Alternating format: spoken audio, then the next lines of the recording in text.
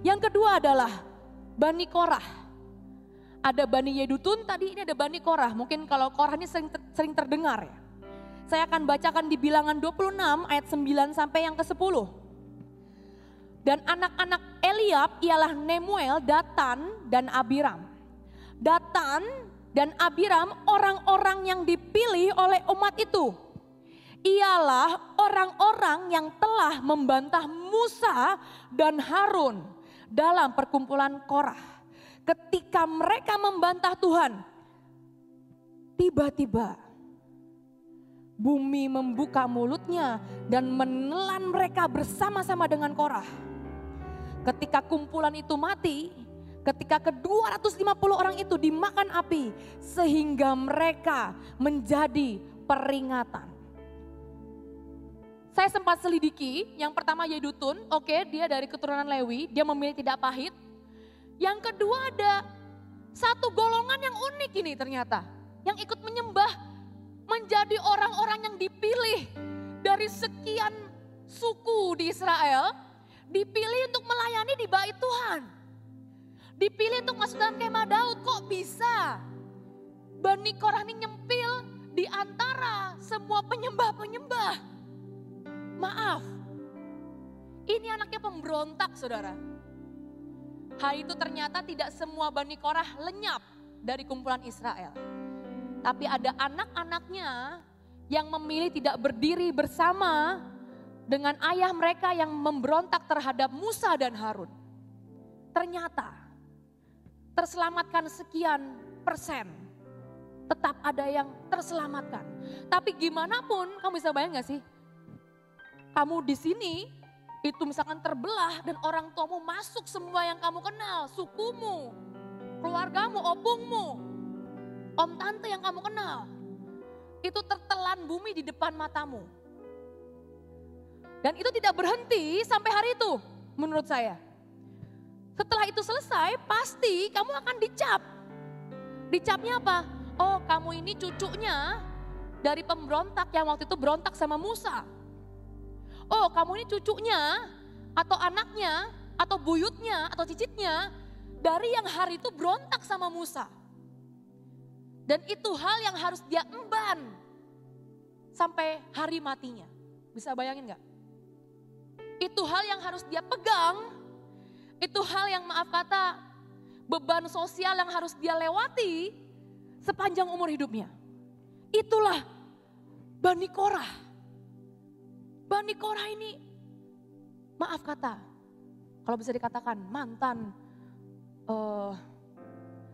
pidana lah, pernah masalah istilahnya, pernah masalah hukum istilahnya kalau buat saya. Tapi ternyata kok bisa orang-orang ini masuk dalam kemah Daud? Kenapa Daud gak pilih yang lain? Pilih kayak dari suku Yehuda, pilih kayak dari imam yang alirannya bukan pemberontak gitu loh. Daud kan bisa kan. Kayaknya bangsa Israel tuh banyak deh. Bisa pilih yang lain kok. Kenapa Tuhan pilih kita tuh ngapain? Kita disuruh doa takut. Kadang kita gak setia. Ngapain Tuhan pilih kita tuh ngapain? Kadang kita marah sama Tuhan karena hal kecil. Kadang kita marah sama Tuhan karena kita kesel sama orang. Yang disalahin Tuhan terus. Ngapain hari itu Daud pilih Bani ini? Yang maaf kata dulu buat masalah sama pendahulu-pendahulunya. Yang hari itu buat masalah dan membuat pemberontakan. Pemberontakan itu kudeta lah kalau menurut saya ya. Tapi saya belajar satu hal. Waktu tahun lalu, tahun 2019, itu adalah tahun di mana saya menikah. 2019 saya menikah dengan suami saya, Bapak Joshua. Dan bulan-bulan sebelum saya menikah, biasanya kalau orang menikah itu ya saya ceritain sedikit lah ya. Itu sibuk, sibuknya apa? Banyak yang diurus lah, undangan, acara, ngumpulin duit. Kamu pikir menikah itu gak butuh uang? Jadi kalau anak-anak muda berani pacaran tuh mikirnya yang panjang, sungguhan. Kamu pikir menikah itu tidak butuh dana? Butuh dana. Mengundang orang tuh butuh dana, memberi makan tuh butuh dana. Hitung sendiri aja. Aku mau undang teman aku dari A sampai Z. Hitunglah kali berapa makanan yang kamu mau bagi hari itu.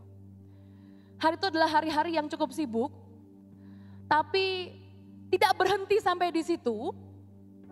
Tiba-tiba mama saya itu pergi ke suatu pulau di Indonesia. Mama saya ini suka pelayanan juga kayak saya, makanya anaknya seperti saya munculnya. Dia pelayanan ke satu pulau, penginjilan di sana. Namanya dia ini emang timnya tim misi lah. Ke sebuah pulau yang maaf kata memang banyak non-Kristennya.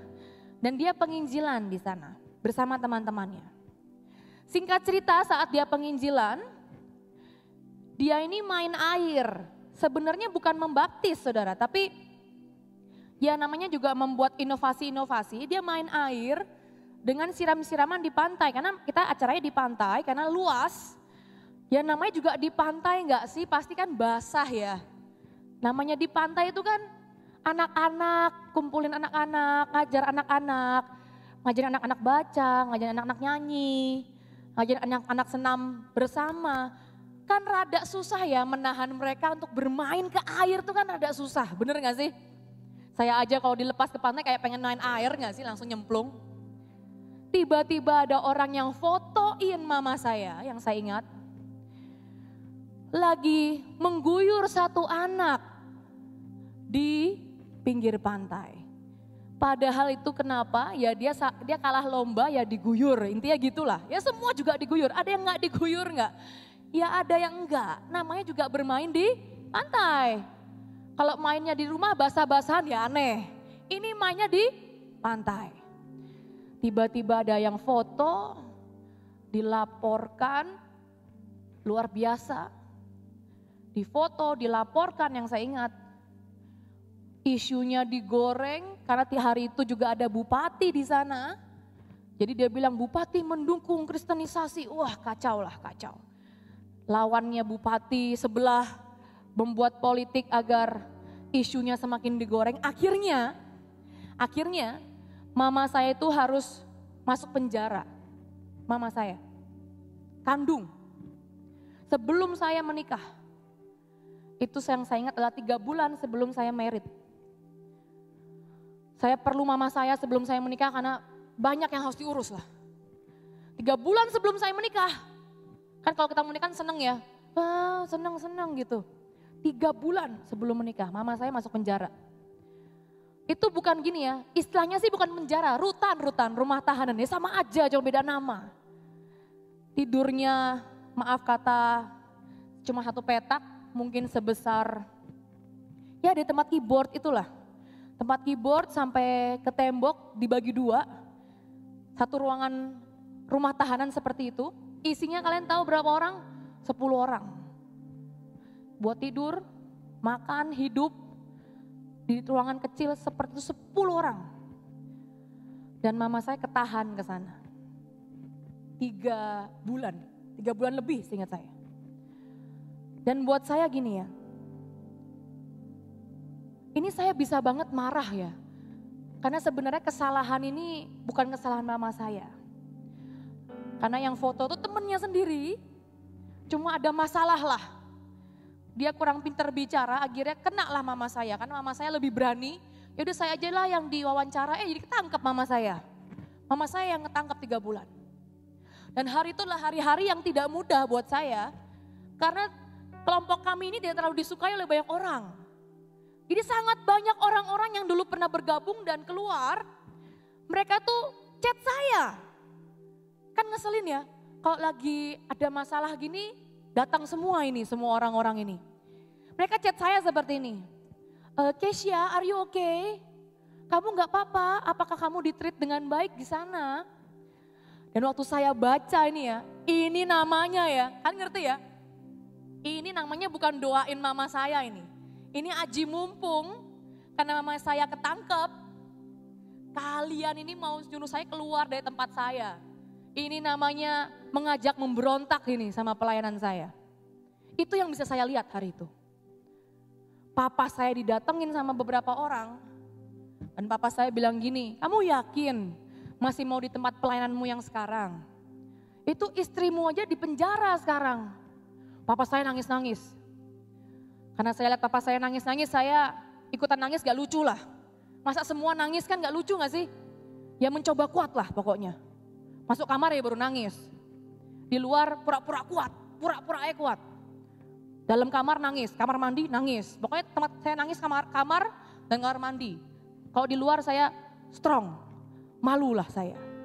Tapi hari itu saya ingat ada ajakan untuk memberontak hari itu.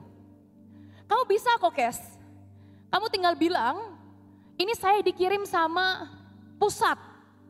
Dan orang di pusat akan dipanggil, pemimpinmu yang utama akan dipanggil, menggantikan mamahmu dan mamamu keluar dari penjara. Sangat gampang, kamu tinggal ngomong. Saya tinggal ngomong satu patah kata dan saya bilang gini, contoh ya kalau di sini ya, oh ya Bu Esther gitu. Tapi itu kan jahat ya. Saya tinggal bilangnya sebut aja satu pemimpin yang lain, toh memang mereka yang salah, mereka yang foto dan salah wawancara, mama saya tuh nolongin, nemenin wawancara. Tapi karena mama saya lebih berani, jadi ketangkep mama saya. 3 bulan di kamar kecil, perempuan loh ini. Makan juga gak enak sejujurnya saudara, nasinya keras, kayak nasi perah gitu. Sayur juga kadang basi. Gak boleh pegang handphone, gak ada AC, boro-boro AC.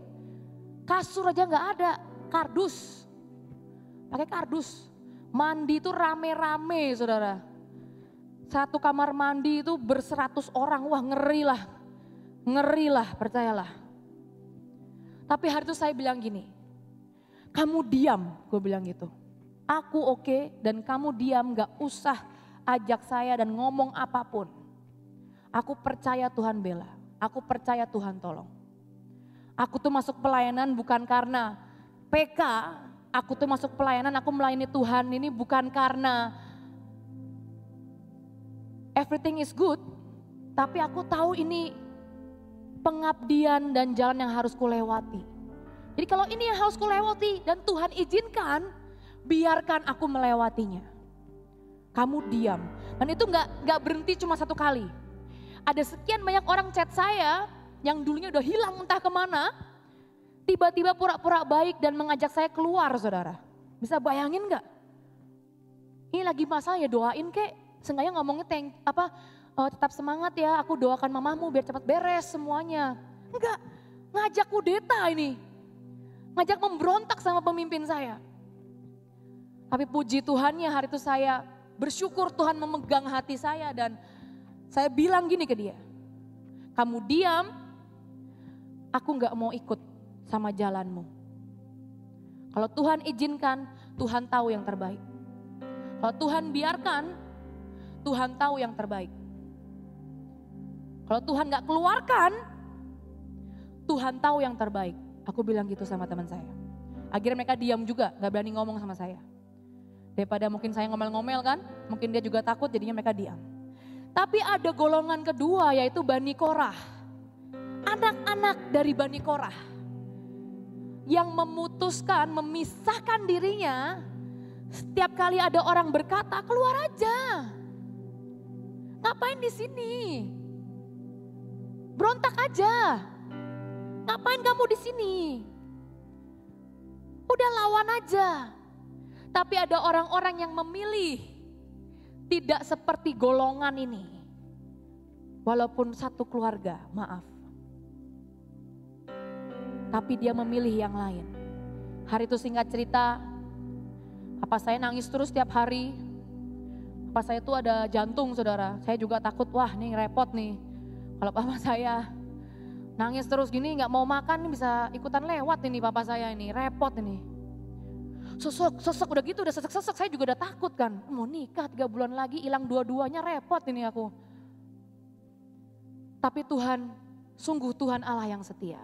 Singkat cerita 3 bulan, setelah 3 bulan tuh gak cepet loh ya. 3 bulan tuh 90 hari dalam sel. Disuruh piket, suruh nyapu semua. 90 hari. Saya juga sempat nengokin mama saya ke sana. Dan tempatnya tidak enak. Tidak enak lah. Gak ada enak-enak yang gak ada enak di sel tuh gak ada. Tapi puji Tuhan tiba-tiba Tuhan buka jalan. Akhirnya ada yang bisa menolong dan kasusnya selesai. Kasusnya selesai. Tapi sekali lagi ada yang pertama yaitu Yedutun. Orang-orang yang memilih tidak pahit. Ada yang kedua yaitu Bani Korah. Adalah orang-orang yang memilih tidak memberontak. Yang ketiga adalah, saya akan sebutkan yang ketiga. Yang ketiga ini beda dari yang lain. Yang ketiga ini adalah Bani Kehat. Bani Kehat inilah Heman bin Kehat. Dia inilah ada keturunan dari Lewi juga, sama-sama Lewi, tapi dari anaknya Kehat, istilahnya gitu. Nama Heman itu artinya setia. Jadi orang ketiga yang ternyata ada di kemah Daud ini adalah orang yang panggilannya atau namanya setia. Ternyata kalau diselidiki, dia adalah cucu dari Nabi Samuel. Kalau kita dengar cerita sekolah minggu, ada Daud, hari itu maaf kata Daud ingin berzina dengan Batsheba. Ketahuan sama Nabi Samuel, Nabi Nathan, dan Nathan memarahi Daud. Dan sebelum Nabi Nathan ada Nabi Samuel. Yang kita tahu hari itu Tuhan bilang, urapi raja baru menggantikan Saul. Dan tiba-tiba Samuel datang dan mengurapi Daud. Jadi Heman ini adalah cucu dari Nabi Samuel. Ternyata Heman ini cucu dari Nabi Samuel. Dan hari itu Heman berkata gini, pokoknya aku ini akan ikut terus. Saya ini akan memilih untuk setia apapun masalahnya. Dan ternyata Heman ini tidak hanya melayani dari sejak dia dilahirkan, dia melayani banyak raja dari Saul, lanjut ke Daud, lanjut ke Salomo sampai akhir hayatnya dia akan melayani Tuhan terus lanjut dari generasi ke generasi. Jadi yang terakhir ini, yang ketiga ini adalah Heman bin Kehat. Heman inilah orang yang memilih untuk setia. Yang terakhir adalah orang yang akhirnya memutuskan untuk setia. Hari ini saya mau ceritakan sedikit. Ada banyak orang yang mudah untuk pindah. Ada banyak orang, apalagi kita masih muda ya, pengen nyoba-nyoba semua, kita cobain semua ya. Tapi yang namanya kesetiaan itu langka. Dan Tuhan ternyata mencari orang-orang yang mau untuk setia. Hari itu saya ingat suami saya ini kan setelah dia lulus sekolah, ada satu pertanyaan yang orang tuamu akan tanya kepada kamu menurut saya. Itu apa? Kamu setelah ini, setelah sekolah, setelah kuliah mau kemana? Saya nggak tahu apakah orang tuamu dari umur sekarang sudah mulai tanya. Tapi biasanya mereka akan bertanya hal itu. Kamu mau kerja di mana? Kamu mau ngapain? Kuliahnya mungkin mau ambil apa? Agar kerjanya bisa apa nanti ke depan? Itu adalah pertanyaan yang biasanya akan muncul saat kamu mendekati selesai sekolah. Dan suami saya juga dapat pertanyaan yang sama dari orang tuanya. Kamu setelah lulus kuliah ini mau kemana? Mau kerja di mana? Kan mau menikah kan? Menikah butuh uang. Istrimu gak cuma bisa makan cinta tuh gak kenyang saudara. Ini cinta untukmu, nikmatilah dan jadi kenyanglah. Kenyang emang? Enggak, butuh nasi saudara. Butuh sate blora itu loh, sate sapi itu loh. Enak bener. Tapi gak bisa cuma pakai cinta. Jadi ditanya, kamu mau kerja apa? Kamu kalau misalkan nanti mau punya anak, mau menikah, butuh uang loh, butuh penghasilan. Kamu pengen punya rumah, bangun dari mana? Emang kamu tuh tukang ya bisa gali sendiri, masang kayu sendiri, ngecat sendiri, semua serba sendiri. Kan gak bisa. Dan hari itu dia galau banget. Karena sebenarnya Tuhan sempat bilang dan sempat doa, kalau dia ini akan Tuhan pakai jadi hamba Tuhan. Jadi dia mau pingsan lah, dengar pertanyaan itu mau pingsan. Dia sempat jawab papanya, dia bilang gini, Pak saya ini, passion saya ini jadi hamba Tuhan Pak. Dan papanya bilang, ya tetap kerjalah. Kamu ngapain S2, jadi hamba Tuhan doang. Tetap kerjalah. Dan saya ingat dia sangat galau saudara, saya sangat galau. Dia tetap laki-laki dan pria yang berpikir, Gak mungkin mudah untuk dia untuk lepasin gitu aja, gak gampang lah. Gak gampang buat dia. Tapi hari itu dia memutuskan untuk kerja deh, coba kerja. Coba kerja deh, ambil kerjaan yang dia mau. Tapi dia gak bisa pungkiri setiap kali dia kebaktian, dia dengar bahwa ada sebuah panggilan dalam hidupnya untuk menjadi hamba Tuhan. Sampai suatu saat saya ingat satu kebaktian dia bilang gini sama saya, Kes, kan kita udah tahu ya tahun depan mau menikah, dia bilang. Ya tahu, kan udah dilamar, saya bilang. Kan udah ngatur tanggal, jadi saya tahu. Tapi Kes, aku nih kemungkinan akan jadi hamba Tuhan loh Kes. Nah terus kenapa kalau jadi hamba Tuhan? Gak ada gaji Kes, dia bilang gitu. Gak dapat gaji loh Kes. Nah terus kenapa? Terus kamu maksudnya ke arah mana? Aku bilang. Nanti makannya gimana? Dia bilang gitu. Maksudnya dia pikir gini, kalau enggak aku hamba Tuhan kamu kerja katanya gitu. Mungkin ya biasa ya, orang-orang itu kan pinter ya. Terus aku bilang gini, nanti kita makan apa? Aku tuh gak digaji loh Kes. Hamba Tuhan tuh gak digaji, ini tuh aku tuh melayani Tuhan loh Kes. Uangku tuh buat pelayanan, uangku tuh buat lawan, begitu dapat uang banyak dikit bagi-bagi. Nolong anak beasiswa, nolongin anak yang gak punya rumah. Begitu dapat uang sedikit, bantuin sini, bantuin sana. Nanti kamu makan apa Kes? Ya makan nasi lah. Ya makan nasi lah, aku jawab gitu. Ya makan nasi, pasti makan nasi, pasti Tuhan tolong. Pasti Tuhan tolong. Akhirnya dia memutuskan, ya udah bener ya, kita deal ya, jadi nikah gak nih kita? Tapi aku hamba Tuhan loh, dia bilang gitu. Aku gak jamin ya, kalau gak ada uang, pokoknya kita hamba Tuhan. Ya ini lucu ya, cara pernikahan yang lucu juga menurut saya. Tapi menurut saya itu realistis, bagus. Kalau kamu bisa ngobrol dengan calonmu nanti lah. Jangan sekarang dulu lah, fokus melayani Tuhan dan fokus sekolah. Nanti aja pada umurnya. Sekarang ini masih monkey love lah kalau menurut saya ya, cinta-cinta monyet. Nanti malah sakit hati, wes tunggu nanti weh. Nah hari itu akhirnya dia memutuskan, dia datangi pemimpin kami. Dia berlutut, dia bilang ini, mulai hari ini saya memutuskan untuk full timer dan jadi hamba Tuhan. Dia bilang gitu. Terus papahnya tahu ngamuk, omnya tahu ikutan ngamuk, keluarga besarnya tahu ikutan mencerca. Kamu pikir tidak mudah lah ya. Mungkin beberapa orang bangga, tapi ini kebetulan dicerca lah. Tapi saya benar-benar melihat Tuhan sungguh memelihara keluarga kami. Sungguh Tuhan yang menolong hari demi hari. Gak ada sedikit pun saya gak makan nasi itu enggak lah. Makanya lihat besarnya saya ini. Makan terus saya Ki. Nasi pasti ada. Makan pasti bisa. Nolong orang masih bisa gak? Pasti masih bisa. Tanpa gaji, sungguhan. Tapi sekali lagi ada orang-orang yang memutuskan untuk setia dan meletakkan hidupnya. Hari ini sekali lagi Tuhan sekali lagi berkata, pada hari itu Tuhan akan mendirikan kembali pondok Daud yang telah roboh. Dan Tuhan akan menutup pecahan dindingnya. Dengan apa menutupnya? Menurut saya dengan orang-orang yang ada di dalam kemah itu. Bani Yedutun yang memilih tidak pahit. Ada Bani Korah yang memilih tidak memberontak. Ada Bani Kehat yang memilih untuk tetap setia dalam semua yang Tuhan berikan.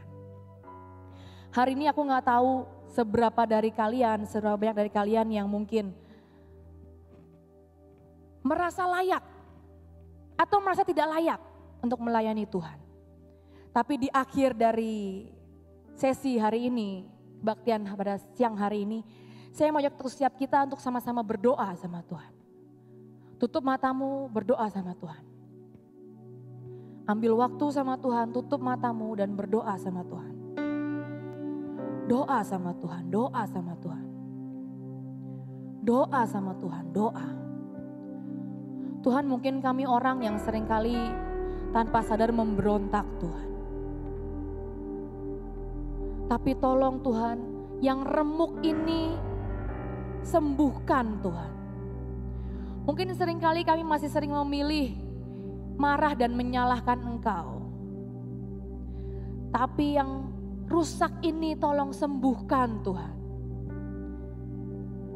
Tolong sembuhkan setiap kami Tuhan. Biar yang tidak setia ini Tuhan, setia tuh susah loh Tuhan. Kau yang sempurnakan seperti pecahan piring di tangan seniman yang ajaib. Mari sama-sama kita mau berdoa di hadapan Tuhan. Doa sama Tuhan, doa. Jangan sampai karena ada masker itu menghalangimu untuk berdoa. Berdoa dan ucapkan sesuatu dengan Tuhan. Ucapkan sesuatu kepada Tuhan. Tuhan, tolong Tuhan. Selidiki aku Tuhan, selidiki aku. Selidiki aku Tuhan, selidiki aku.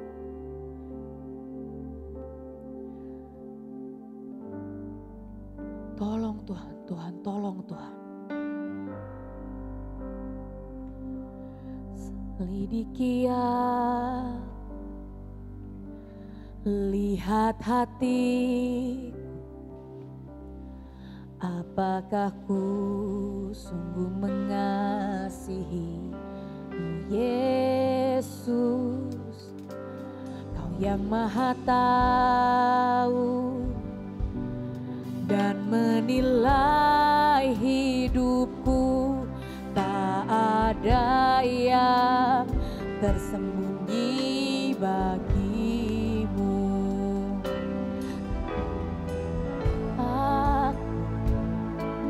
Lihat hatiku, apakah ku sungguh mengasihi Yesus?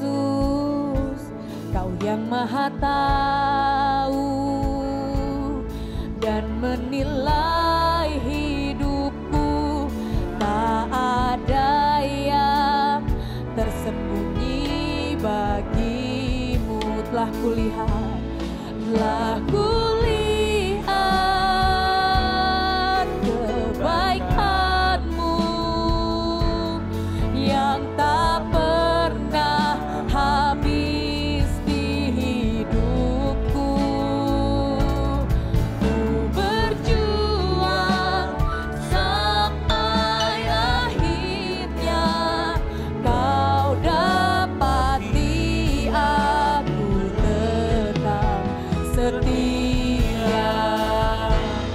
Telah kulihat kebaikan-Mu yang tak pernah habis di hidupku.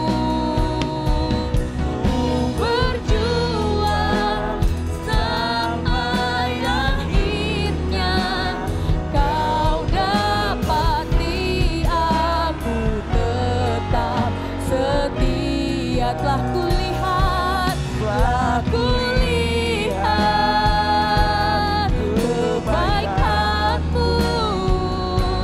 yang tak pernah habis di hidupku. Ku berjuang sampai akhirnya Kau dapati aku tetap setia. Mari sama-sama kita mau letakkan tangan kita di hati kita. Tuhan, ini yang remuk Tuhan. Ini yang maaf kata sejujurnya kami gak layak kok ada di kemah Daud.